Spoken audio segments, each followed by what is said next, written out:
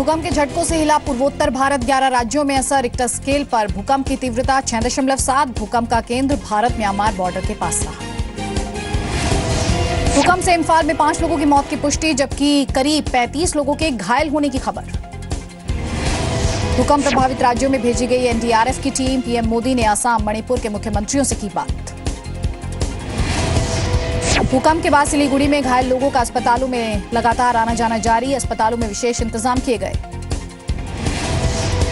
Mud house था, उसके गिर जाने के कारण एक व्यक्ति की मृत्यु हुई है और लगभग 40 और 45 के बीच, इन बिटवीन 40 to 45 वहां पर लोग इंजर्ड हैं, लेकिन वो इंजरी माइनर है, ये मुझे चीफ सेक्रेटरी ने बताया है। डर के मारे सब हमारे आस पड़ोस के सारे सब कोई जो है नीचे उतर गए थे एकदम डर के मारे। मैं जमीन के अंदर से बहुत जैसे ससराहट की आवाज आ रही थी और हम लोग जितने भी आदमी लोग थे सभी घर से बाहर निकल के बाहर निकल गए। 2 लेडीज और 2-3 जेंट्स को थोड़ा एक जो नाक फाट गया और ऐसे दोनों के डर से एक में पाँव में चोट हुआ। एक आदमी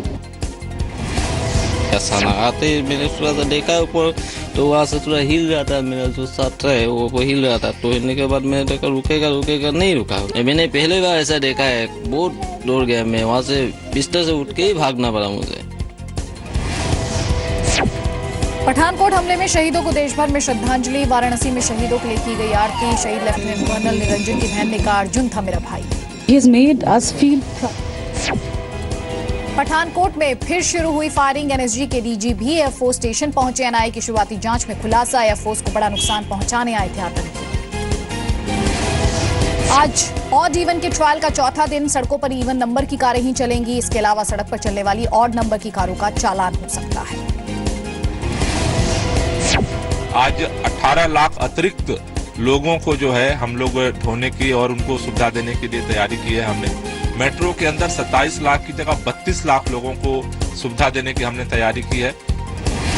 इस तरह की जब मुहिम होती है तो ये वॉलंटरी होती है, पहली बात। और दूसरी बात, चूंकि गवर्नमेंट नोटिफिकेशन है, रूल भी एनफोर्स होगा, तो इन दोनों चीज़ों को मद्देनजर रखते हुए जिस तरह से दिल्ली के लोगों ने इस मुहिम को सपोर्ट किया है, मुझे लगता है कि एक मोमेंटम बन चुका है।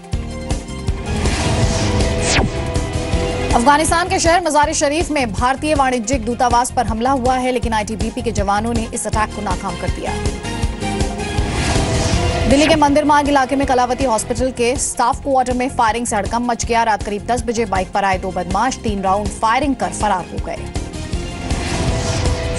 देश में पहली बार 3 शहरों में ग्रीन कॉरिडोर बनाकर ऑर्गन ट्रांसप्लांट किया गया। इंदौर से सुबह 9:30 बजे 20 साल की सोनिया चौहान का लीवर आईजीआई एयरपोर्ट लाया गया। दिल्ली में हुआ ये सफल ऑपरेशन। मुंबई से सटे डोंबिवली में एक कार्यक्रम के दौरान 2 गुटों के बीच झड़प हो गई। झगड़े में शिवसेना नेता मुकेश पाटिल ने हवा में 5 राउंड फायरिंग कर दी। 4 लोग गिरफ्तार हुए। मुंबई के हेमा हत्याकांड में उनके पति चिंतन उपाध्याय की अदालत में पेशी होगी। चिंतन की पुलिस हिरासत आज खत्म हो रही है। मुंबई में भी बढ़ते प्रदूषण को देखते हुए ऑड और इवन फॉर्मूले की मांग शुरू हो गई है। पर्यावरणविद की मांग को महाराष्ट्र सरकार ने खारिज कर दिया है।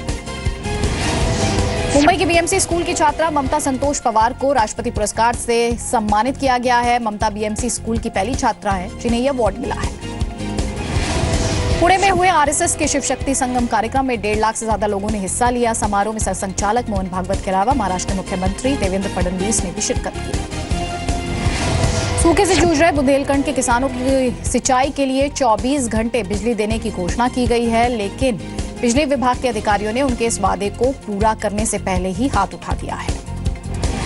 लखनऊ में 21 जनवरी को होने वाली नेशनल हेरल्ड के शेयर होल्डर्स की बैठक का हेरल्ड के पूर्व कर्मचारी घेराव करेंगे। उत्तराखंड राज्य के गठन के 15 साल बीत जाने के बाद राज्य के पर्वतीय ग्रामीण इलाकों के विकास को लेकर उत्तराखंड राष्ट्रीय मोर्चा जल्द उत्तराखंड बचाओ आंदोलन की शुरुआत करेगा। हरिद्वार के हर की पैड़ी पर आने वाले यात्रियों हरिद्वार के हर की पौड़ी पर आने वाले यात्रियों को बीएसएनएल ने फ्री वाईफाई सेवा देगी। बीएसएनएल ने हरिद्वार में वाईफाई हॉटस्पॉट सेवा की शुरुआत की है।